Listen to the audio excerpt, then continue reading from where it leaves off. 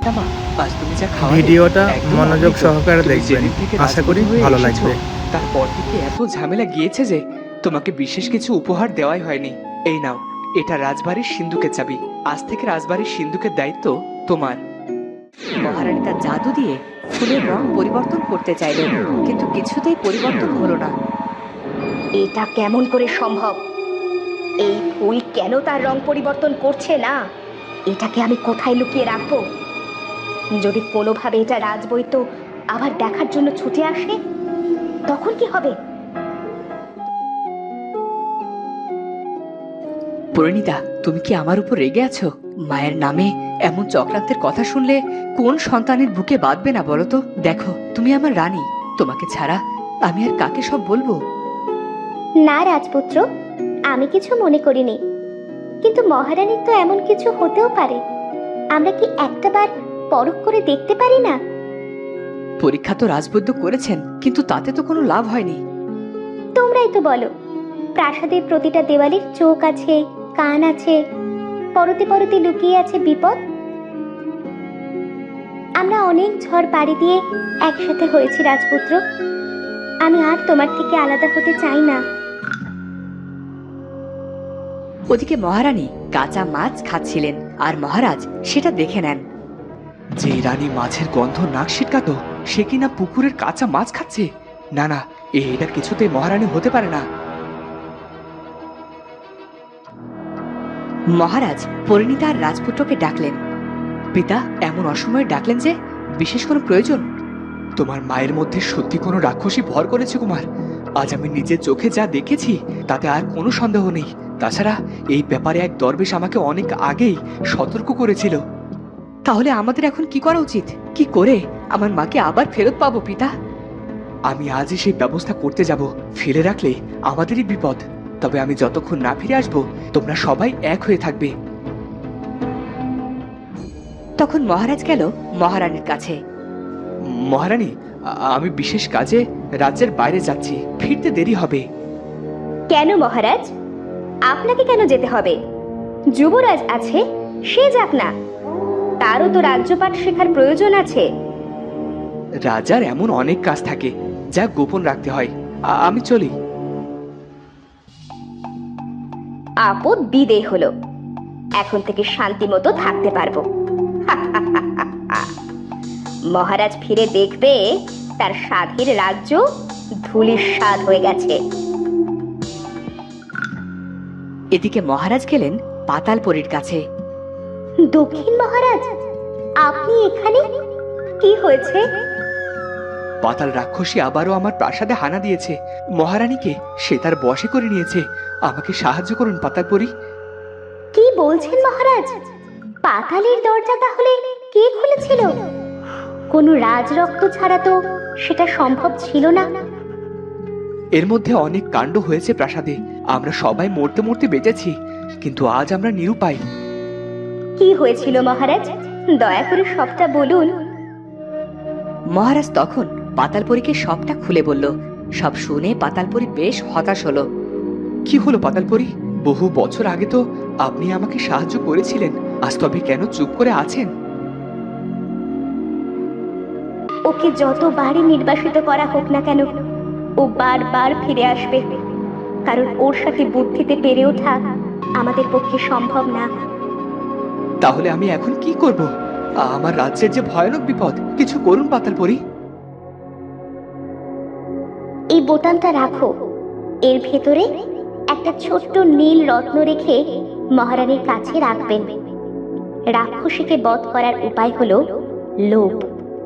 ও যখনই এর ভেতর প্রবেশ করবে, তখনই এটার মুখ বন্ধ করে দূরের কোনো নির্জন জায়গায় এটা পুঁতে দিতে হবে, যাতে কখনো আর রাক্ষসী বেরিয়ে আসতে না পারে। কিন্তু মহারানীর কি হবে? আপনার মহারানী আর এই পৃথিবীতে নেই মহারাজ। আপনি যাকে মহারানীর রূপে দেখছেন, তাকে কখনো আয়নায় দেখেছেন? আসলে সে যে এক রাক্ষসী, যে আপনাদের আবেগ নিয়ে খেলছে। শুধু তাই নয়, বিষকন্যার বাবার ফিরে আসা, নাগমণি হারিয়ে যাওয়া, যুবরাজের ফিরে আসা, সব রাক্ষসীর একটা মায়া ছাড়া আর কিচ্ছু না। কি বলছেন আপনি? আমি ঠিকই বলছি, কারণ রাজবধূ আর যুবরাজকে আলাদা করতে পারলেই অর্ধেক রাজত্বই ওর নিজের দখলে চলে আসবে। ইতোমধ্যে আপনার রাজ্যের বেশিরভাগ পশুকেই সে হত্যা করে খেয়ে নিয়েছে। এবার কি তবে মানুষের পালা? না না, যেমন করেই হোক ওই রাক্ষসীকে আমাদের বন্দি করতেই হবে। ধন্যবাদ পাতাল রানী, আমি এখন আসি। মহারাজ দ্রুত প্রাসাদে ফিরে গেলেন আর রাজপুত্র এবং পরিণীতাকে তিনি সব বললেন। এখন আমাদের পাতালপুরীর কথা মতোই কাজ করা উচিত। রাজপুত্র, তুমি এভাবে কষ্ট পেও না। মা কেমন দেখতে ছিল আমি সেটাই ভুলে গিয়েছিলাম। কেন যে উনি এসে সব এলোমেলো করে দিলেন। কুমার, রাজ্যের চেয়ে আর কোনো বড় দায়িত্ব নেই। একটা কথা মনে রেখো, রাজার কাছে আবেগের কোনো স্থান নেই। যাও, আর তুমি গিয়ে এটা ওর কাছে দিয়ে এসো। আর পরিণীতা, ছিপি আটকানোর দায়িত্ব তোমার। যাও। তখন রাজপুত্র গেল মহারানীর কাছে। মহারানী রাজপুত্রের আগমনে যে খুশি হয়নি সেটা বোঝাই গেল। মা, আমি তোমার কাছে অনেক দামি একটা সম্পদ গচ্ছিত রাখতে এসেছি। মা, এটা ভুল হাতে পড়লে বিপদ। এর মধ্যে নাগমণি রাখা আছে। এটা তুমি গুপ্ত স্থানে লুকিয়ে রাখো। আমি এখন আসি, ওদিকে রাজ্য ভ্রমণে যেতে হবে।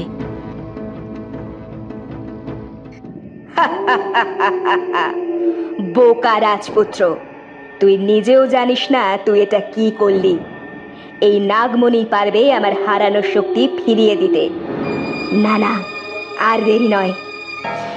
তখন রাক্ষসী মহারানী তার আয়তন ছোট করে বোতলে প্রবেশ করলো, কিন্তু সে দেখলো এটা একটা সাধারণ মণি। আমাকে কেন ঠকালো রাজপুত্র? এত বড় সাহস ওর হয় কি করে? আমি ওকে এমন শিক্ষা দেব, পালানোর পথ পাবে না। তখনই ছুটে এসে পরিণীতা ছিপির মুখ বন্ধ করে দিল। ওরে, আমাকে এখান থেকে বের কর। আমার দম বন্ধ হয়ে গেলে আমি তো মরে যাব। আমাকে ছেড়ে দে। মহারানীর কোনো কথাই বাইরে থেকে শোনা যাচ্ছিল না। পরিণীতা ছিপিটাকে হাতে নিয়ে মহারাজের কাছে গেল। পিতা, এই ছিপিতেই আটকে আছে রাক্ষসী রানী। আপনি অনুমতি দিলে একটা কথা বলতে পারি। হ্যাঁ মা পরিণীতা, তুমি বলো। বাবা, এটাকে আমরা আমাদের পাতাল কারাগারের কোনো এক কুঠুরির মধ্যে গুপ্ত স্থানে লুকিয়ে রাখি। এতে কেউ ওখানে প্রবেশও করতে পারবে না, আবার বোতলটাও সুরক্ষিত থাকবে। এই না হলে আমাদের রাজবধূ। তোমার বুদ্ধিতে আমি মুগ্ধ। তাই হোক। তখন পরিণীতা পাতাল কারাগারে একটা কুঠুরিতে রাক্ষসীকে বন্দি করে দিল। কিন্তু হঠাৎই অদ্ভুত কিছু চোখে পড়ল পরিণীতার, কিন্তু সে কাউকে কিছু বলার সাহস পেল না। সে সেখান থেকে রাজপ্রাসাদে ফিরে এলো। পরিণীতা, তোমার কি হয়েছে? তোমাকে কেমন যেন লাগছে। আমি পাতাল কারাগারে কিছু একটা দেখেছিলাম। কি যেন অদ্ভুত একজোড়া চোখ আমাকে দেখছিল। আমার কেমন যেন দম আটকে আসতে চাইছিল। আরে ওসব কিছু নয়। কত অপরাধী তো সেখানে বন্দি আছে, কিন্তু পিতা কোথায় গেলেন? তার মনের ঠিক নেই, তাই হয়তো শিকারে বেরিয়েছে। আমারই কেমন যেন লাগছে। সেখানে মহারাজের তো খারাপ লাগারই কথা। আগামীকাল কালো কুয়ার দরজা খোলা হবে। কত বন্দি যে সেখানে আটকা যাবে তার কোনো হদিসই নেই।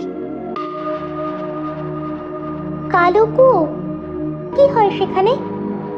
ফাঁসির আসামিরা সেখানে বন্দি থাকে। কালো কুয়োতে শুনেছি এক জল্লাদের আত্মা বাস করে। কালো কুয়োয় প্রবেশ করা আসামিরা কোথায় যায় তা কেউ জানে না। ওদিকে মহারাজ গেছে আমির চাঁদের সাথে দেখা করতে। মহারাজের একমাত্র কন্যা ছিল, কিন্তু তার স্বামীর মৃত্যুর পর তাকে আর কোথাও পাওয়া যায়নি। সবাই মনে করে আগুনে পুড়ে রাজকন্যার মৃত্যু হয়েছে। আমির চাঁদ, আমি তোমাকে প্রাসাদে ফিরিয়ে নিতে এসেছি। তুমি যাবে আমার সাথে? নানা জান, তুমি এসেছো? আমি তোমার সাথে যাব না। এখানে আমার অনেক বন্ধু আছে। তাছাড়া আমার মা তো আমাকে তোমার সাথে থাকতে বলেনি। তাই বলে আমার নাতি হয়ে আমির চাঁদ এই আশ্রমে বড় হবে? মায়ের ইচ্ছের দাম কেন দেব না বলো তো? তুমি ফিরে যাও নানা জান। আচ্ছা, তুমি কি মনে করো আমার মা বেঁচে নেই? সবাই তো তাই বলে আমির চাঁদ। আমার মা বেঁচে আছে। আমার মা নিশ্চয় আসবে। তুমি দেখে নিও। তুমি এখন যাও। আমার পাঠের সময় হয়েছে। তুমি ভালো থেকো নানা জান। জীবন আমার থেকে আর কত কিছু কেড়ে নেবে। হারাতে হারাতে আমি যে আজ বড্ড ক্লান্ত। ওদিকে পাজি মন্ত্রীর জ্ঞান ফিরেছে।